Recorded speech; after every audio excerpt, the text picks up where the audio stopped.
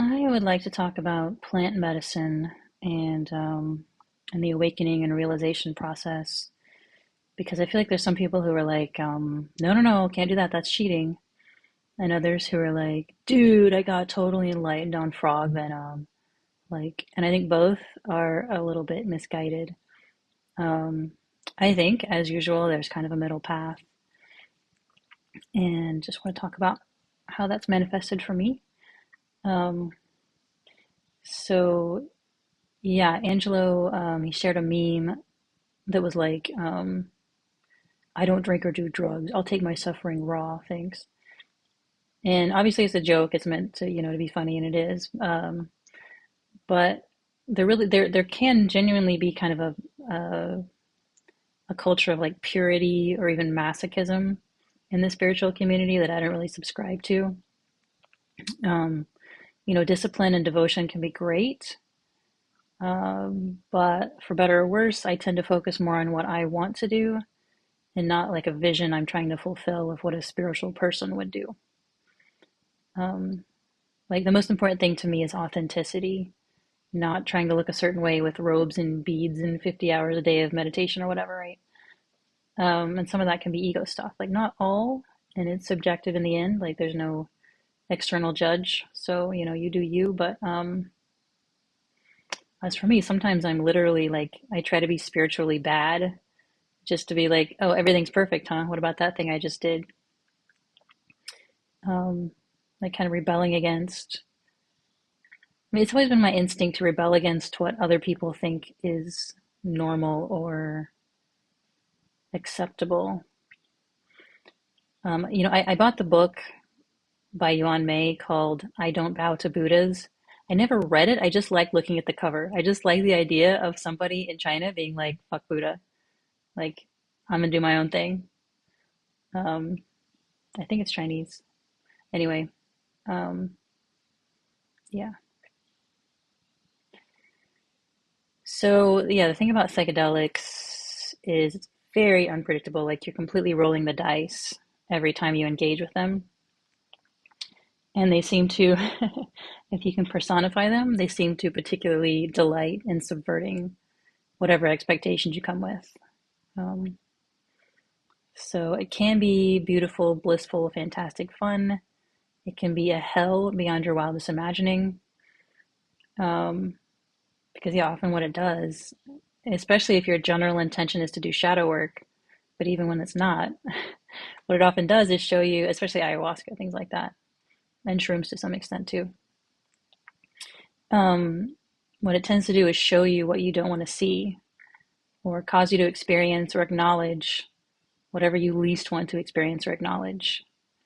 And this is a kindness, ultimately, I think, for me, it has been. But it can feel like a Zen master whacking you over the head with a stick over and over and over for hours. Like, sometimes it is not subtle. And sometimes you still don't get the message until months or years later. Um, and I don't tend to mind in the same way I don't mind nightmares. Like, even if it's really rough, waking up from it is such a sweet relief, such a sweet gasp of remembering how good I actually have it compared to whatever that experience was. Um, and there's always a part of me that knows it's going to pass, whatever it is. It's not actually going to hurt me or fundamentally change me without my own buy-in. Um, I mean, given that the substance itself and the supply and the set and setting are safe, you're at much bigger risk driving on the highway. So it's like, in that sense, it's a little bit of a cheap thrill, assuming it's safe. And by cheap thrill, I just mean like it's like going on an adventure without risking much, other than being surprised. Um, but that's assuming it's safe. And I'm going to talk about safety a little bit because it's really important. Um, yeah, I mean, it's one thing to do this in a way that is with reputable, people and substances. if it's not reputable people and substances, it can be dangerous.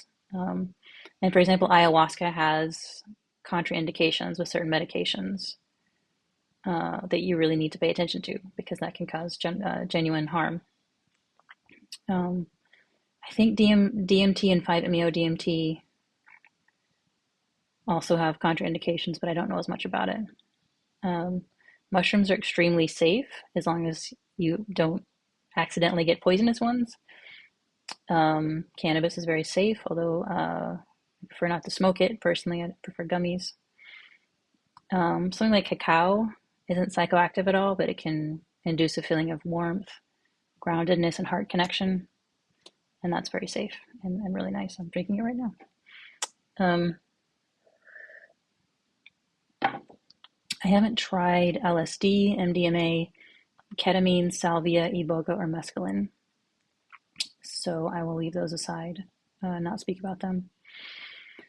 There are drugs that themselves are inherently unsafe, like deliriants and so on, that can have high toxicity, a real risk of deadly overdose or brain damage, or addiction or dependence, and or you can roofie yourself to the point that you might run into traffic or um, hurt yourself or someone else without even realizing it.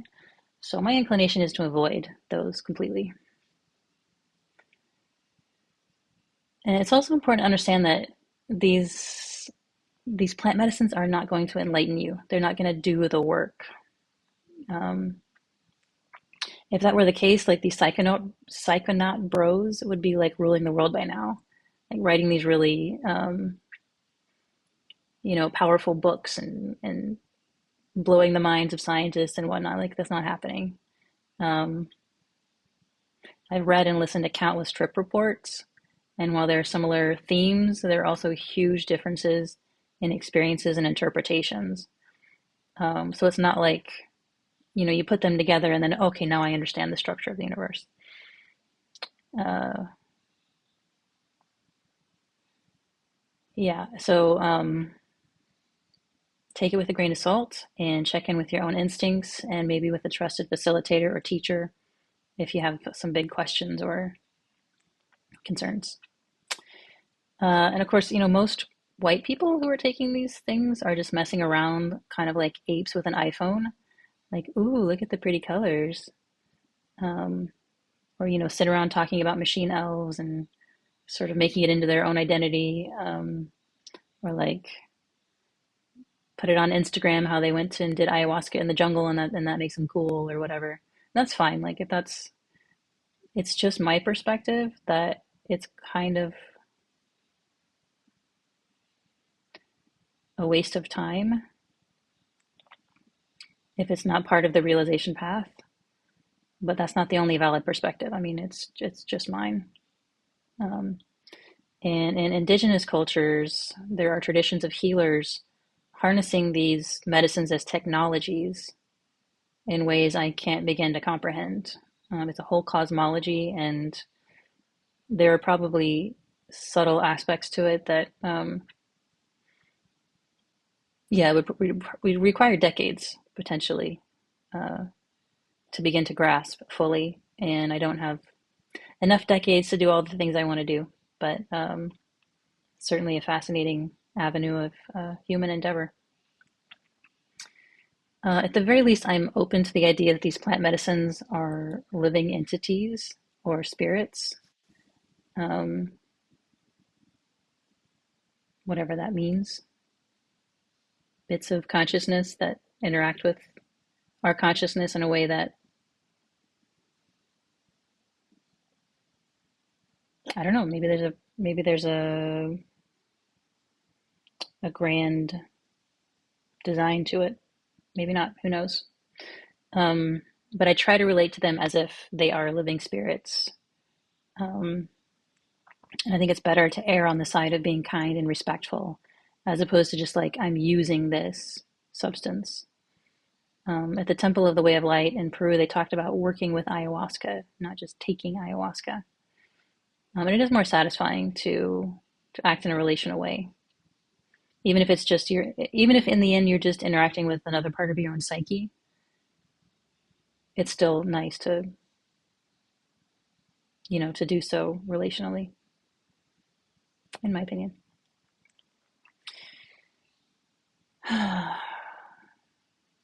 Yeah, and be humble when you meet these spirits or these energies, whatever it is. Um, I think that's a good rule of thumb. And of course, sometimes it's just fun, and that's fine too. Like, wow, these trees are poetry. These bathroom tiles are works of art in motion. It can change your thinking, which can change your life. Um, like I'll talk in a minute about the first time I did mushrooms, and of course, I had a mystical experience, which was kind of like an organic, endogenous psychedelic experience that showed me things, um, and sort of changed my identity or led to a change in identity and took away my fear of death. I mean, I definitely wasn't a self-satisfied atheist after that, but life more or less went on. I went back to who I was because I was 23. I didn't know what the hell, I didn't know anything about awakening or realization. I knew it would be years before I'd be ready to begin to catch up to what I'd been shown. Um, so it was always kind of like in the back of my mind, but the identity continued. I mean, the basic identity continued. In a sense, psychedelics are like any other experience because you're there experiencing it. Like, even if it's an ego death, it's your ego death. You remember it. Um, and you have to find a way to integrate it, just like you might integrate any other wild or unexpected experience into your view of existence. But just be wary of drawing conclusions that might not be helpful or accurate. And again, that's where it can be helpful to talk to a trusted teacher or facilitator. But yeah, if you remember what happened, by the time you're back in your ordinary experience, you're no longer in that other experience. You're in this experience with a memory, maybe a very potent memory, maybe meaningful memory. But if you're not doing the work, it'll fade away, and you'll go back to ordinary life sooner or later. And when I say, doing the work, it's not a. I mean, there are many different means to go about it, but at the end of the day, it's a kind of instinctive wiggling, like an amoeba moving toward what feels like the next thing. Like, it's so non-linear. And people try to make maps like the fetters or the aggregates or the ranks. And this doesn't necessarily make any sense except in hindsight. Like, once you've kind of made the realization, once you've wiggled to a new place, then you can look back and see, that kind of fits, yeah. Um, but you have to wiggle your way there. Um, yeah, and it's so weird that some humans go through this extra phase.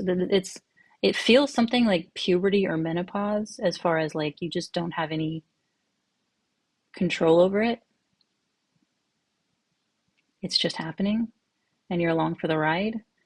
But it's metaphysical. It's not tied necessarily, that I know of, to hormones or um, a timeline. It's just something that can happen. And it's very mysterious. But anyway, point is, you know, these plant medicines have helped me to sort of in my wiggling, because they can loosen the clutchiness of the ego and allow me to kind of like see a little further, or wiggle a little faster, I guess. Um, so yeah, I'm gonna mention a few, most of the psychedelics I've taken in very brief. And remember that any trip report is like trying to draw the Mona Lisa with crayon. Um, but anyway, if you want longer trip reports than these, you can search my videos for ayahuasca or toad or mushrooms. But yeah, the first time I did plant medicine, I was 19. Um, it was a summer job with Santa Cruz hippies. And they were like, "Hey, let's go to mushrooms in the redwoods." And I was like, "Okay." Like no idea what I was getting, like not the first clue what I was getting into.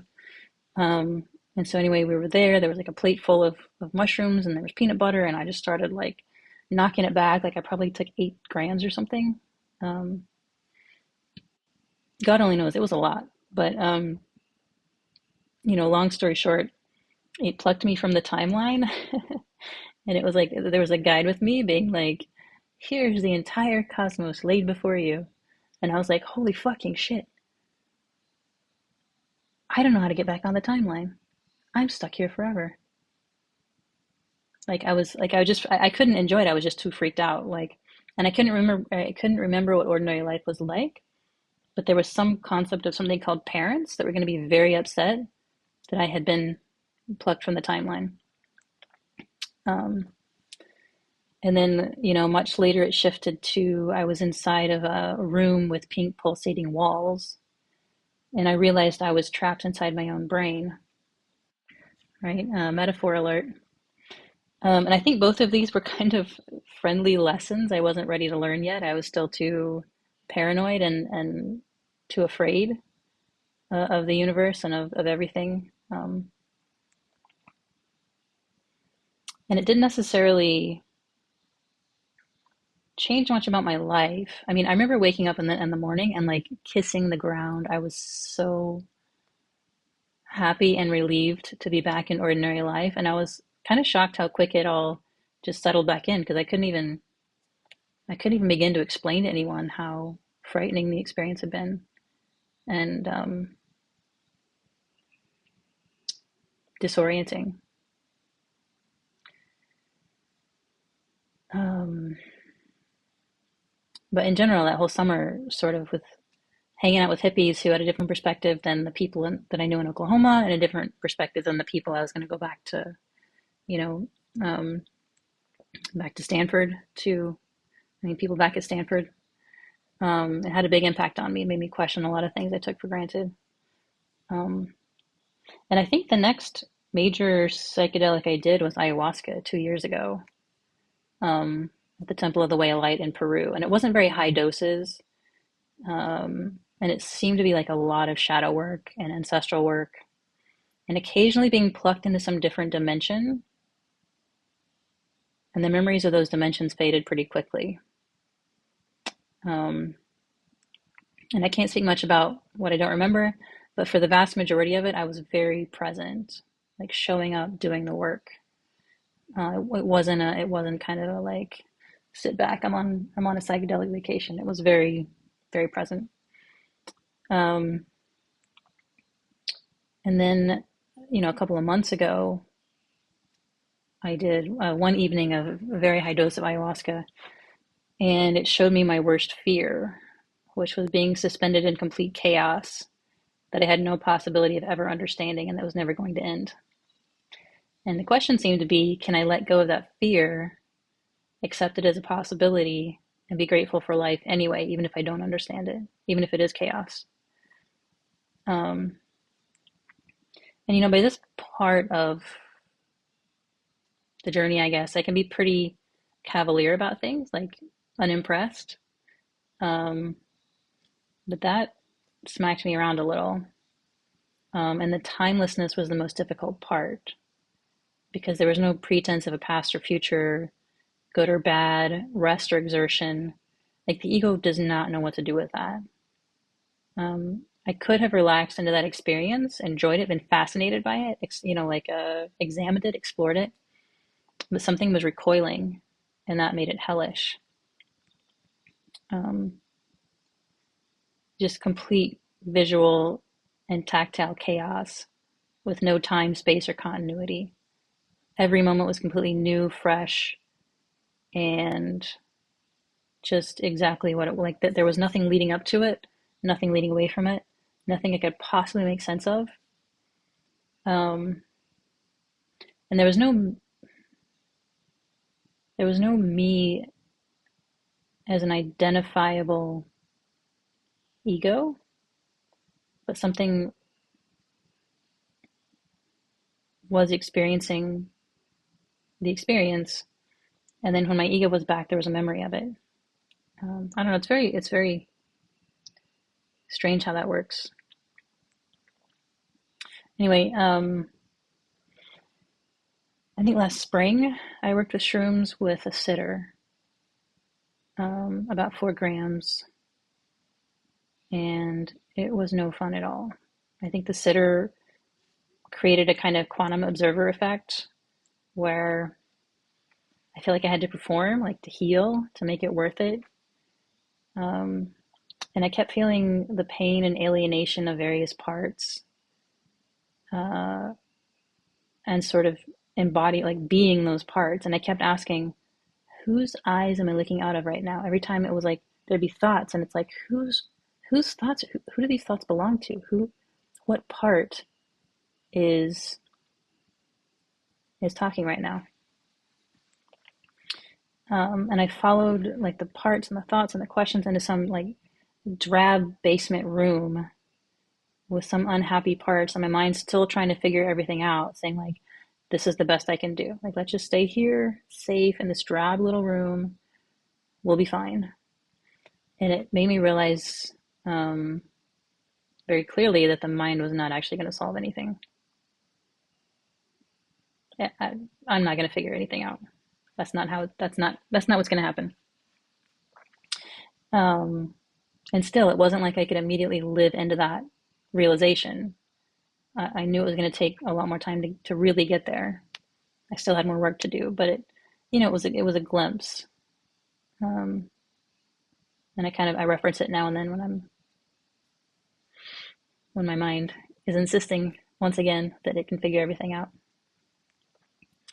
Um, a couple months after that, or a few months after that, I worked with a lower dose, just 2 grams, of penis envy. Um, and it was really fun at first. That was the one with the trees are poetry and the bathroom tiles were dancing, and it was just magical.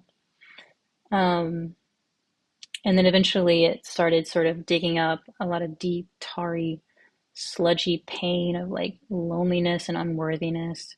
And I was just sitting there feeling the sludgy shadow like moving up through the center line. Um, Maybe kind of a preview of what the unbinding process was going to be like. Or maybe like, I mean, it already started, and that was just a big bolus of shadow was allowed through. Um, some months after that, I mixed mushroom gummies with cannabis gummies, and I was in so much bliss for so many hours, I got tired of bliss. Like, I mean, after like 4 hours, I like went and ate something salty just to like distract myself from the bliss and have some other texture of experience. Um, and it showed me pretty clearly that like bliss isn't everything. Like you might think you want to live in infinite bliss, but actually might not be what you think. Um, might be kind of distracting, and yeah, it's like the contrast between things is what makes bliss bliss. If it's just bliss all the time, then there's nothing. There's nothing to define it against, I guess.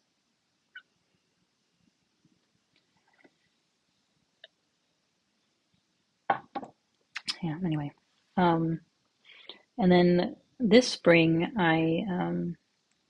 I smoked the 5-MeO DMT, actual toad venom. Um, and there was a sense of like an infinite inhale, and I instinctively did not struggle against it, and I let it go all the way to infinity, and I whited out. Um, I didn't like black out. It was like I whited out, just like too much consciousness, and it just all, I don't know, I have no memory. Um, until it kind of I started coming out of it, and then I was just laughing, just like belly laughing. I was just like, what the fuck? What, the walls, the molecules, these people? What the fuck? Who dreamed this shit up? what the fuck? And I just kept laughing and laughing and laughing. Um, and you know, there had been also a sense of void, which void isn't a place. Void is, in my experience, a nothing that makes the vacuum of what we conventionally think of as outer space seem like a party. Like void is just suckingly terrifying. Uh, it's just the opposite of all of this splendor.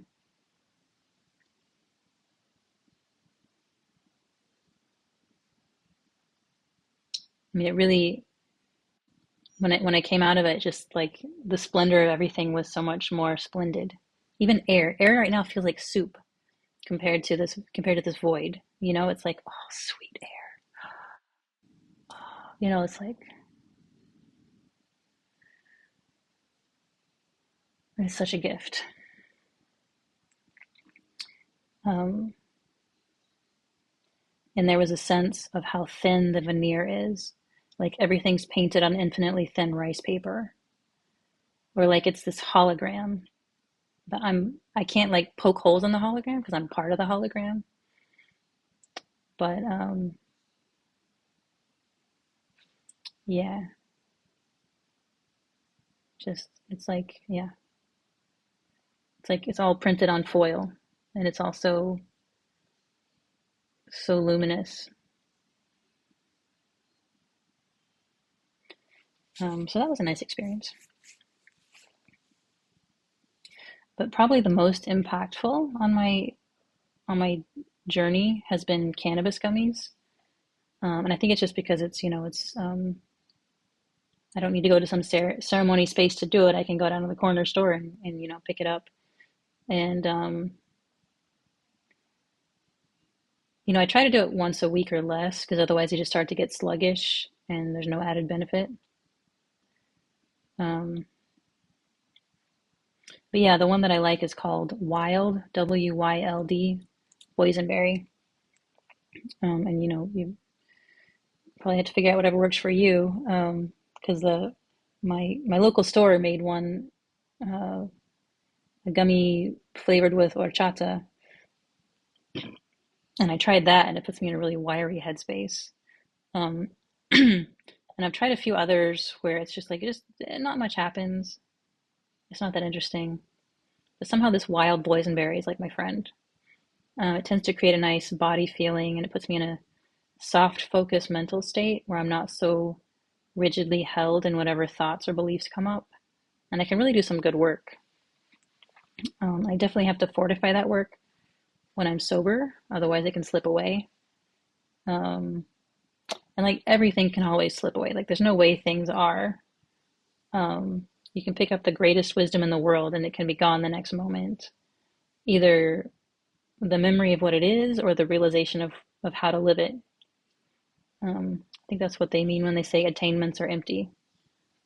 You never have any idea what's going to show up next. But things do tend to show up in a new way as you keep doing the work, and the way you relate to what comes up changes. Um, so yeah, you know, these things can be fun, surprising, meaningful, edifying. Um, it wisdom can show apparent wisdom can show up, but that's less than half the battle. Um, yeah, I mean, you can read wisdom in a book, stitch it on a pillow, wear it on a t-shirt, repeat it as a mantra, or feel its truth in a new way on a psychedelic. But actually living that wisdom, I mean, sometimes if the person is ready and there's kind of like a Scrooge, you know, and three ghosts kind of scenario where it really shakes you up, then yeah, you can change the way you live real quick. It can even have an impact on your identity.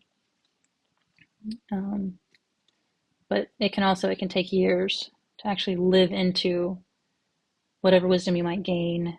Um, in a natural and easeful way, if ever. Um, so yeah, I mean, just to kind of summarize, not all of us have the luxury of a personal teacher on call or the ability to spend years in a monastery. And plant teachers aren't a substitute,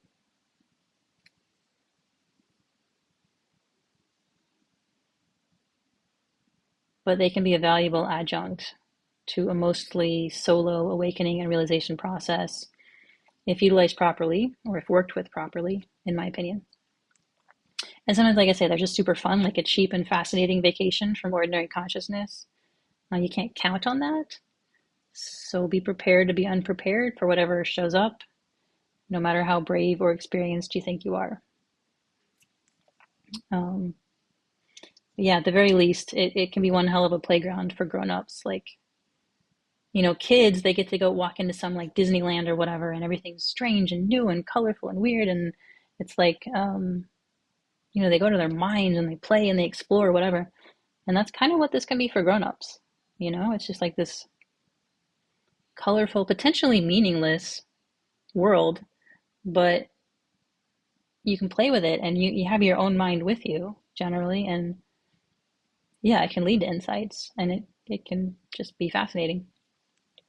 Like an immersive full body dream, or, in some cases, readier access to that liminal state you can be in, like when you write down questions in your journal and then kind of wait for the answer. It can feel like even more like the channeling gets easier sometimes. That's what I mean. It's what it can feel like. And if you can approach it with humility, um, understand as long as it's a safe supply and setting, it's not going to hurt you. There's nothing to fear but fear itself. And if it shows you something you don't want to see, consider that it's a gift. You just haven't figured out how it's a gift yet. Um, if you approach it in general moderation, now my sister likes to say all things in moderation, including moderation. Um, so like, I mean, yeah, whatever. If you want to do something totally wild, hopefully not unsafe, but just like, yeah, take care of yourself. That's the number one thing. Um, I mean, and yeah, if you approach it with the idea that it's possible, you're actually seeing other worlds, other dimensions, conscious aliens, or angelic or gnome-like entities. Like anything is possible. I don't know. Um, but yeah, I do know these things are wacky as hell. Like who would even dream this stuff up? It's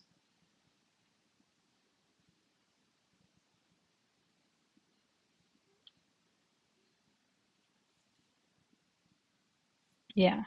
It certainly expanded my view of what might make up this universe, or at the very least, what the human mind is capable of. And there's nothing I regret doing personally, though I've tried to be careful and respectful of and stay within my limits. I try not to do it unless I'm in a pretty good headspace, pretty physically strong, empty stomach, generally speaking.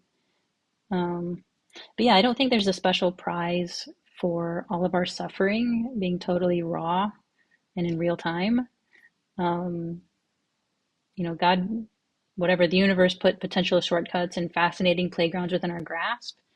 And my attitude is like, why not accept that invitation, at least occasionally? So yeah, I love my plant friends, even the ones who kind of fuck with me.